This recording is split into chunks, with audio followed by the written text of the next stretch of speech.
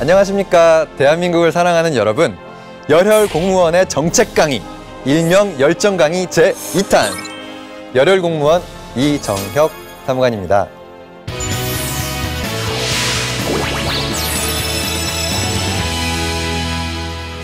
지난번에 세법 개정 강의 때 보여주신 관심 정말 감사드립니다.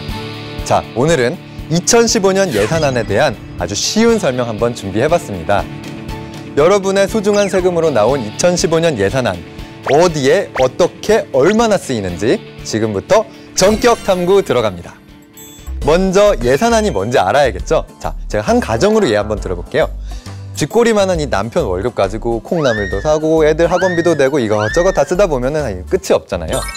그래서 이제 아내가 남편한테 이 수입이랑 돈 쓸 때를 미리 감안을 해가지고 허튼 데 돈 쓰지 말고 이렇게 풍족하게 살림을 하려고, 여보, 내년에는 여기다가 이만큼을 써봅시다 라고 이렇게 보여주는 거죠. 이게 바로 이 2015년 예산안입니다. 하지만 이 예산안 딱 받은 남편이 펄쩍 뜁니다. 아이, 월급도 별로 안 늘었는데 뭔 돈 이렇게 많이 써? 공감하시죠? 실제로 올해 예산안이 아주 많이 늘어났습니다. 정부가 이번에 최대한 확장적으로 편성한 내년 예산은 무려 376조 원입니다. 이 올해보다 약 20조나 늘었고 당초 계획보다도 8조나 더 늘어난 예산인데요. 10만, 100만, 1000만, 20조 얼마나 큰지 잘 감이 안 오시죠? 제가 알려드릴게요. 2천만 원짜리 자동차 있잖아요. 이걸 100만 대나 살 수 있는 돈입니다. 이렇게 엄청나게 확장해서 편성한 이유, 이거 왜 그런 걸까요? 그거는 최근에 내수 부진이 이렇게 장기화되고 있다 보니까 혹시 이 90년대 일본처럼 잃어버린 20년 닮아가는 거 아니야? 이렇게 많은 분들이 걱정을 하고 계시는 거 알고 있습니다. 보십시오. 성장률, 물가, 세입. 아직까지는 뭐 일본과 같은 장기 불안 가능성이 높지는 않다는 게 뭐 일반적인 시각이긴 합니다. 근데 보시다시피 좀 많은 부분에서 또 유사한 데도 있거든요. 일본처럼 똑같은 실수를 똑같이 반복을 안 하려면 어떻게 해야 될까요? 당연히 미리미리 대비를 해야겠죠. 그러면은 일본의 잃어버린 20년하고 우리 예산안을 확대 편성하는 건 무슨 상관이 있느냐? 자, 집중하셔야 됩니다. 여러분, 골든타임이라고 들어보셨죠?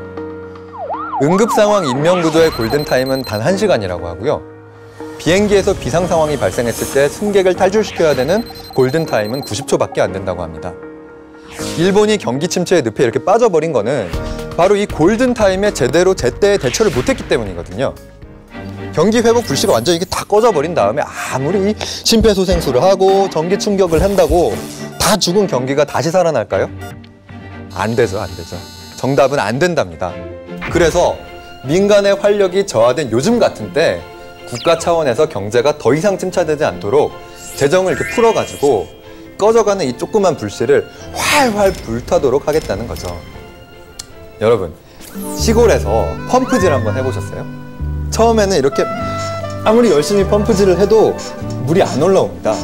근데 신기하게도 이 펌프에다 물을 한 바가지 이렇게 길러가지고 이렇게 부으면은 그때부터는 물이 이렇게 콸콸콸 쏟아집니다. 이런 거를 바로 마중물이라고 하죠. 내년도 예산은 주춤주춤 거리고 있는 우리나라 경제에 이 마중물 역할을 해줄 거라는 겁니다. 자, 그럼 이쯤에서 이제 남편의 잔소리가 들리시죠? 아이, 올해 이렇게 돈 많이 쓰면 앞으로 어떻게 살라는 거야? 혹시 수입보다 지출이 많진 않은지, 그래서 빚쟁이 되는 거 아닌지 걱정 많으실 겁니다. 이런 거를 바로 전문 용어로 재정 건전성이라고 합니다. 우리나라는 다행히도 뭐 주요 선진국에 비해서는 아직까지 재정 건전성이 양호해서 지출 여력이 충분합니다. 경기가 좋아지면은 자연스럽게 세수도 늘어나서 재정 건전성도 개선될 겁니다. 근데 막 이렇게 재정 건전성만 걱정하다가 이 때를 놓쳐버리면은 나중에 이 5조, 10조 이 정도가 아니라 훨씬 큰 돈을 쏟아 부어도 경제를 살리는데 어려움을 겪을 수 있다는 거죠. 지금, 바로 지금이 바로 그 경제 회복을 위한 골든타임이라는 거 꼭 기억해 주십시오.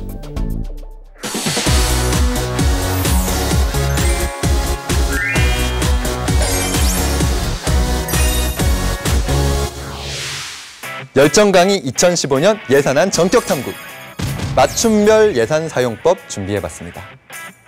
올해보다 20조나 늘어난 예산, 이거 다 어디에 어떻게 쓰일지 제일 궁금하실 겁니다.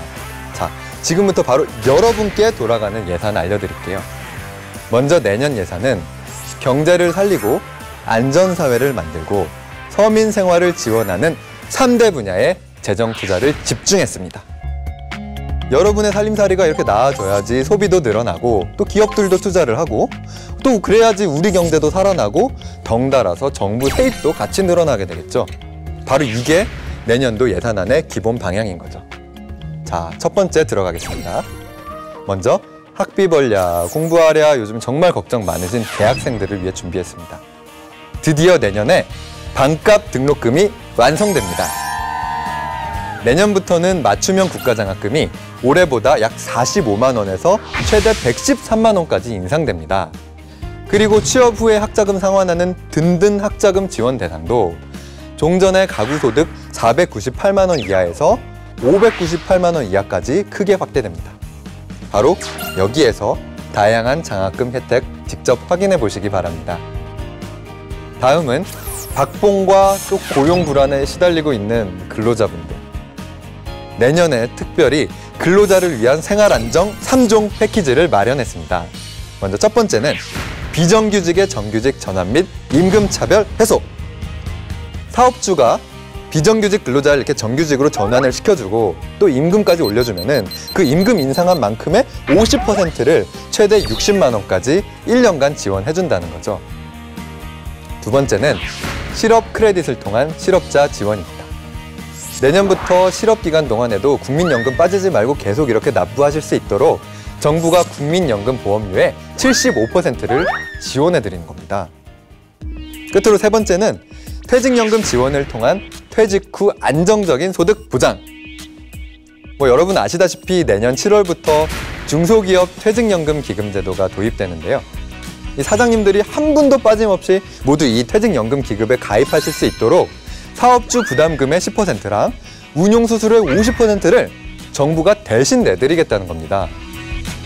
근데 이렇게 근로자들만 챙기고 요즘 진짜 힘드신 우리 골목가게 사장님들 상황 모른 척 할 수 없잖아요.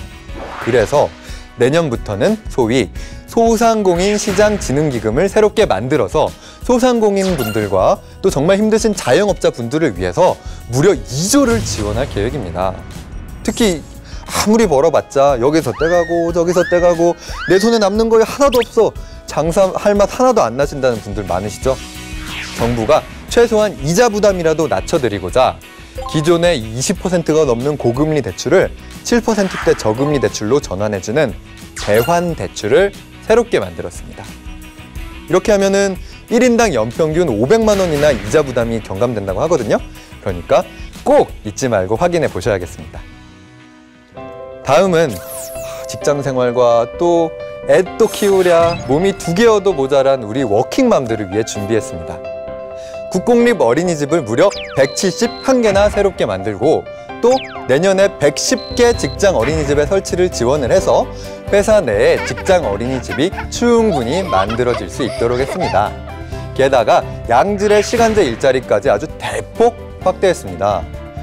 그리고 또 엄마 혼자 또는 또 아빠 혼자 아이를 키우는 한부모 가족분들 계시죠? 이분들을 위한 아동 양육비도 올해 연간 84만 원에서 내년에는 120만 원까지 크게 올렸습니다. 그리고 하나 더! 내년부터는 산모, 신생아, 건강관리사분들에 대한 지원을 아주 대폭 확대를 했고요. 또 원래부터 이제 무료로 예방접종 해주고 있었던 이 BCG, 비형간염, 수두, 일본 뇌염 등에 이어서 내년부터는 A형 간염도 무료로 예방접종 해준다고 하니까 꼭 기억하셔야 되겠습니다. 자, 이제는 어르신들입니다. 어르신들, 이제는 더 이상 생계 걱정, 병원비 걱정 이제 안 하셔도 됩니다. 나이는 숫자에 불과하다. 여전히 일하기 희망하는 어르신들 많으시잖아요. 내년에도 정부에서 총 33만 7천 개나 일자리를 만들었습니다. 내년 1월부터 3월 사이에 가까운 주민자치센터나 노인복지관 등에 가셔서 신청만 하시면 됩니다. 이에 더해서 다들 아시다시피 기초연금도 1년 내내 매달 최대 20만 원씩 지급되잖아요. 그리고 내년부터는 동네 병원 어디서나 다 무료로 독감 예방접종을 받을 수가 있으니까 어르신들 이제는 불편한 몸 이끄시고 멀리 있는 보건소까지 이제 진짜 안 가셔도 됩니다.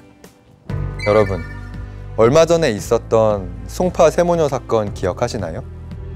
이제 이런 사건은 대한민국에선 더 이상 일어나서는 안 됩니다. 바로 정부의 손길을 가장 필요로 하는 저소득층 분들을 위한 예산입니다. 먼저 통반장, 우체국 집배원, 또 야쿠르트 아줌마와 같이 동네 사정을 아주 잘 알고 계시는 분들과 함께 발로 뛰면서 우리 주변의 소외계층을 찾아내고 일시적인 생계 곤란을 겪고 있는 위기 가구에 대해서도 월 110만 원의 긴급 생계비 등을 지원하게 됩니다. 또한 저소득 탈출을 위한 목돈 마련 기회도 늘렸습니다. 바로 희망 키움 통장이라고 하는데요. 자, 이거는 예를 들어 볼게요. 제가 진짜 어려운 상황에서도 힘들게 일해가지고 매달 통장에다가 10만 원씩 저축을 하면은 정부도 10만 원씩 같이 저축을 해줘가지고 총 20만 원씩 쌓이게 해주는 제도라고 합니다. 이런 제도가 있다니 진짜 놀라셨죠? 이 밖에도 보다 손쉽게 생계급여를 받을 수 있도록 부양 의무자 기준을 아주 크게 완화를 했고, 또 겨울에 따뜻하게 지내실 수 있도록 내년부터 새롭게 에너지 바우처를 도입해서 연료 구입 비용도 지원하게 됩니다. 자, 2015년 예산안. 이렇게 우리 경제 곳곳에 경기 회복의 불씨를 기우고 국민들의 생활이 확 안정될 수 있도록 사용될 예정입니다. 하지만 아무리 예산안 잘 만들어 놔도 국회 통과 못하면 돈 한 푼도 못 쓰잖아요. 정부가 열심히 준비해서 제출한 이 경제 민생 법안들이랑 같이 예산안도 하루빨리 국회 통과될 수 있도록 국민 여러분들께서도 정말 많은 관심 가져주시면 감사하겠습니다. 더 알고 싶으신 분들은 저희 기획재정부 홈페이지를 방문하시거나 아니면 포털 사이트에 2015년 예산안이라고 쳐주시면 됩니다. 이상 2015년 예산안 열정 강의! 대한민국 공무원 이정혁이었습니다.